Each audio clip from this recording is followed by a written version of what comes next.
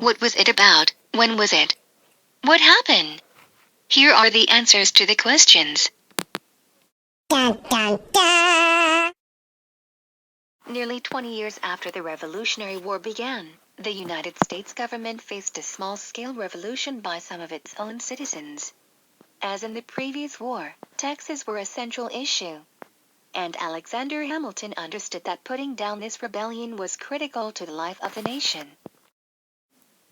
In order to create a self-supporting and effective government, Treasury Secretary Hamilton knew he needed to find a steady source of revenue. He proposed an excise tax on whiskey produced in the United States, and Congress instituted the levy in 1791. In general, the citizens of that time felt negatively toward the idea of taxation. The farmers of western Pennsylvania, many of whom distilled whiskey and profited from its sale, proved outright hostile to the idea.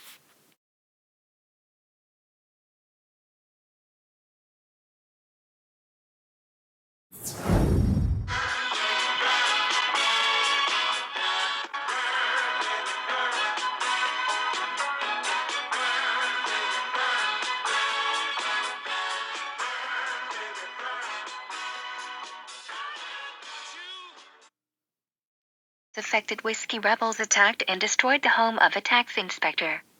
The rebellion grew in numbers, if not in actions, and threatened to spread to other states. Hamilton knew that the presence of a large and potentially hostile force in Pennsylvania could not be tolerated. If the government were to survive, it would have to show itself capable of keeping control.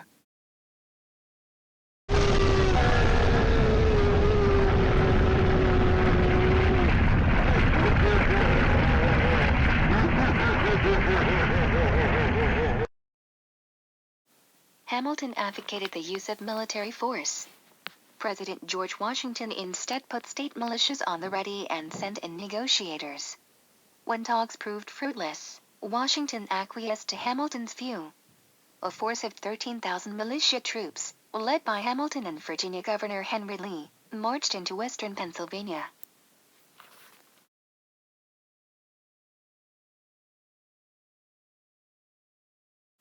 By the time the federal force arrived, the rebellion had collapsed and most of the rebels had fled. 2 men were convicted of treason and later pardoned by Washington. Alexander Hamilton was elected. The fledgling federal government had proven it could keep order, a necessity if the United States was to avoid instability. But many, in particular Thomas Jefferson, thought that this resort to military force was a dangerous mistake. It convinced them that Hamilton was a dangerous man,